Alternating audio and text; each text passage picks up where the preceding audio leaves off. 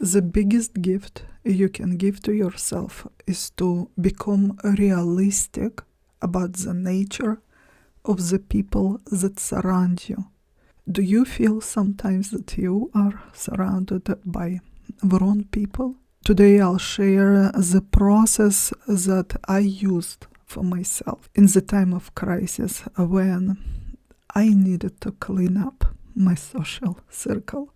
It's not about being vindictive, it's about self-preservation. It's during difficult times we become acutely aware of people that are simply not good for us, that are draining our energy or our resources, that are wasting our time. During good times, when everything is good and we are in a resourceful state, those things may not bother us that much. We are resourceful enough to give away our time, energy, money. But when we are ourselves experiencing some crisis, we simply cannot afford to waste our time, to waste our energy, to give away whatever we have. A while ago, when I found myself in a very difficult situation, I was desperate, really.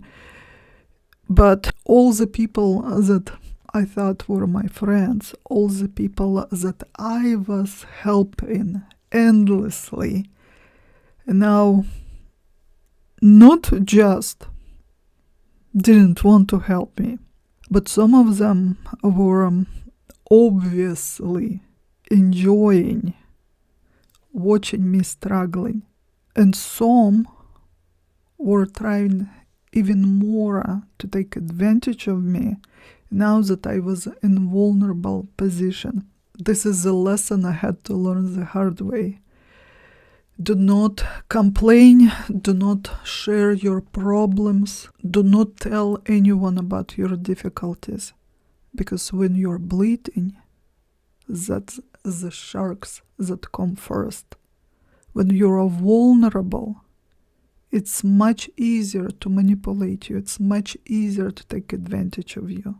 Under stress, our mind does not operate at its highest capacity.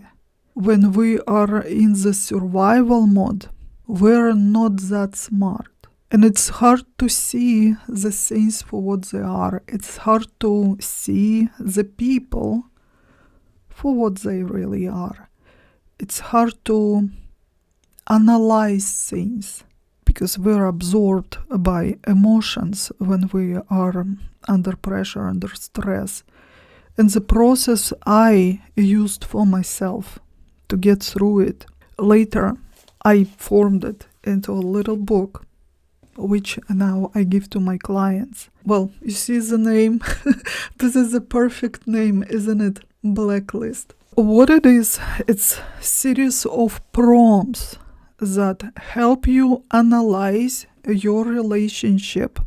You analyze one relationship at a time. There is a series of questions you have to answer. You have to write the answers. When you write, different part of the brain gets activated. To form and write sentences, you need to activate your logic. It helps you to see the relationships through the logic, not through emotions. We all should evaluate our relationships, whether they're good or bad, understanding what those relationships really mean to you, understanding the nature of the people you let into your life will help you gain control over your experiences. And it's a huge difference between letting your relationships happen to you or take charge and consciously build those relationships. Most people stay stuck in unhealthy connections due to beliefs that they have to be loyal, even though they are mistreated, or a fear of being alone, or a fantasy bonding. The other person may not even be aware that they're in a relationship with you, but for you it means the entire world. So this book will help you to break that spell and gain clarity. I do have this book for sale, but you don't have to buy it. I will take you today through the prompts. So if you're ready to gain more clarity about your relationships, get a notebook. I will take you through the process, and then you can apply the same process to analyzing other relationships. Again, you don't group them. You do one at a time. For starters, you need to state the reasons why you want to go through this process. You clicked on this video for a reason. Something brought you here. Something's bothering you in your relationships. Put that in writing. What concerns you? What doesn't make you feel good? Or what triggers pain in your relationship? What is your goal? To feel better, to regain your power, to regain more control over your life, to regain your freedom. What is it exactly? Write that down. Remember, by forming and writing, you are activating your logic. You are looking at your problem through the lens of logic, not emotions. You choose one relationship, one person. Write their name, put today's date, and now simply in 1 or 2 sentences describe this relationship, whatever comes to mind. If I would ask you, who is this person to you? What would you say? Next question. What do you get from this relationship? Be completely honest here. Nobody is going to check it. Write whatever comes to your mind. The next question. Here you will answer a yes or a no. No explanation needed. Is this relationship a two-way street with an equal energy exchange? Answer a yes or a no without any explanation. Next question. Does this person support you in any way? If this person does support you, list how. Next question. During good times, are you having fun with this person? Do they help you relax? Do they make you laugh? Are they entertaining? Are you comfortable around them? Are you able to relax? Next question. Does this person make you feel better or worse about yourself? No explanation needed, just better or worse. Next question. Has this person done anything good for you? I know it's a very general question. No need to list anything here, just a yes or a no. Simple answer. Sometimes short, simple answers are much more honest, because when you start to elaborate, you may involve your emotions.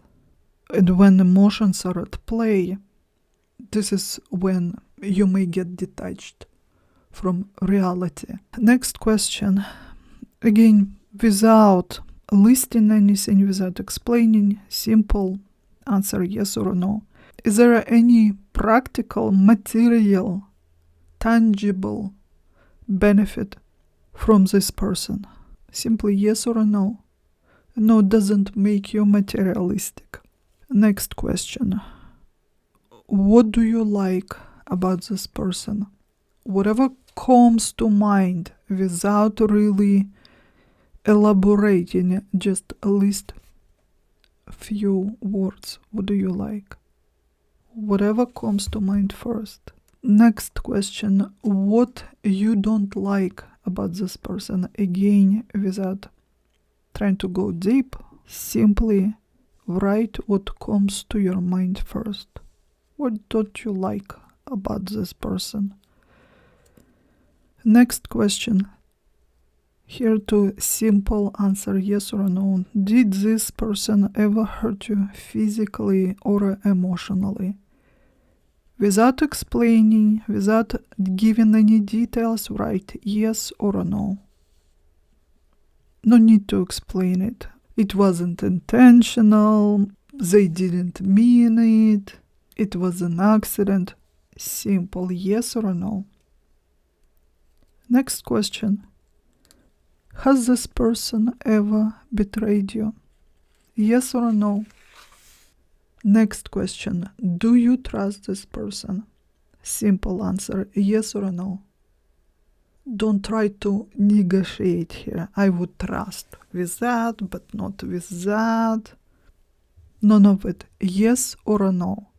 If you cannot trust this person completely, it means you cannot trust this person, period. So write yes or no. Next question. Here you are going to make a little list. What are the characteristics that are not acceptable by your moral standards? Try to be as rational and unemotional as possible. Does this person has a criminal record? Have you seen them stealing, lying, betraying somebody? Based on what you wrote now, how do you think this relationship may evolve if you don't end it now? If you know that they are capable of stealing, most likely they will steal from you too. If you know that they were cheating on their partner in the past, most likely they will cheat on you too. So based on the answers you wrote for the previous questions, how do you think this relationship may evolve if you don't end it now? Next question. What would you lose if this relationship ends right now? Next question. What would you gain once you end this relationship? Next question. How would your general sense of well-being change once this person out of your life? To answer the next question, you need to close your eyes for a moment. Withdraw your attention inwards, close your eyes, and imagine very vividly that this person is with you right now. They're next to you. Scan your body. Pay attention to how you feel. What's happening? Did your body relax or became more tense? Do you feel a bit warmer or colder? Did your breathing change? And now write down what you just experienced. Most likely this is what you always experience when this person is in close proximity to you. Do you usually become comfortable and relaxed? Or you have to control yourself? You become uncomfortable, tensed. Now close your eyes again and imagine that something happened and you will never be able to see this person again. Pay attention to what's happening within your body. Did you become more relaxed? Is it sense of relief or the opposite? And now write it down, what you just experienced.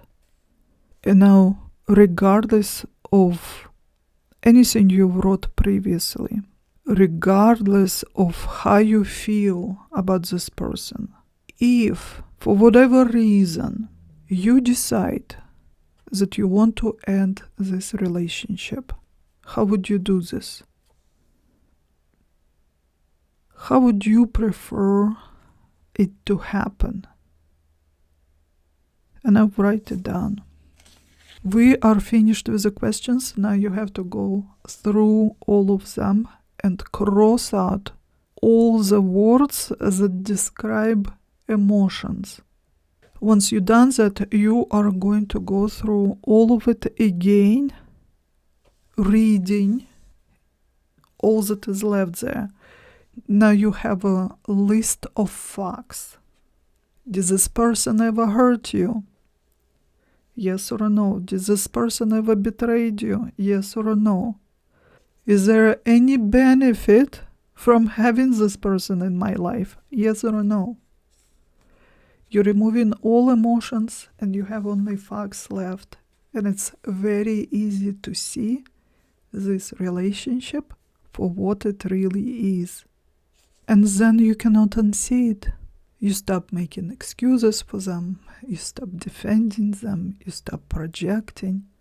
This is how I cleaned up my circle. It was truly life-changing for me. I regained so much time, energy. I preserved so much of my resources. None of it is infinite. Our time is limited. Our energy is limited. All of our resources are limited. Why would you waste it on people who are not good for you? And it's not necessarily that those people are bad, evil. Maybe they're good, kind people. They're just not good for you. Just a few weeks ago, I was invited to a gathering. It was an hour and a half drive one way, an hour and a half drive back. I was there maybe for 1 hour. People that I haven't seen in a while. In that 1 hour, all that I said is hello, how are you? I am well, thank you. I had nothing to say to these people. Those are mature women of my age, 50s, 60s. All they were talking about is how they're drinking at parties, how they're shopping. I'm not judging.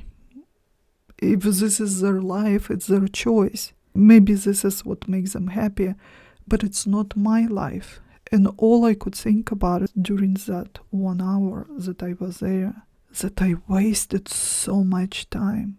3 hours drive in total, plus that 1 hour. It's 4 hours. I could do so much in that time. I've gained nothing. I didn't feel better. I didn't feel uplifted. I didn't experience fun or joy. I didn't learn anything. To me, it was a complete waste of time. I actually wanted to leave after 5 minutes being there. But you have to be nice. You have to be polite. That conditioning runs so deeply. I didn't want to be disrespectful or hurt anyone's feelings.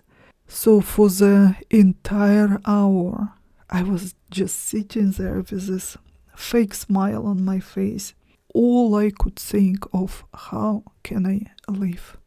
How can I make excuse without hurting anyone's feelings? Then I finally said, I have to get going. It's a long drive for me. And then the very next day, this person is sending me another invitation for the next weekend gathering. And she's sure that I'm going to show up because she's counting on me to bring desserts. Apparently everyone liked the pie that I baked. It didn't feel good. So what do you do in this situation? I still don't want to be disrespectful or rude. I don't want to hurt her feelings. I wrote back, thank you for thinking of me, but I won't be able to make it this time. That should have been enough, but not for her. She brought me back, I think 5 or 6 times, insisting that I make time for it. And I'm still controlling myself, trying to be diplomatic. It's a long drive for me. I have too much on my hands. And then she calls me. And this is when I just couldn't keep playing that game. I simply said, I'm sorry. I will not be attending your gatherings. I appreciate the invitation. I'm grateful, but I will not be joining again. I'm not interested. She said, okay, but then she calls me. That was already late evening. That is just rude. Lack of basic social manners. One time of me saying no should have been enough. Imagine letting someone like this into your life. That would be a real pest. You know your boundaries don't matter. What if this is your close friends? They will continuously annoy you and waste your time. No, thank you. I don't need it. And this is one of the reasons why it gets harder and harder to make friends as we age. It's not because the people that we encounter are getting worse. It's because we're a lot less likely to tolerate this kind of behavior. So what are you no longer willing to tolerate in your life? Remove that. Imagine how much more time, energy you'll have once you let it go. Imagine how much more peace you will have. And this is what I wish for you. A peaceful life with conscious connections.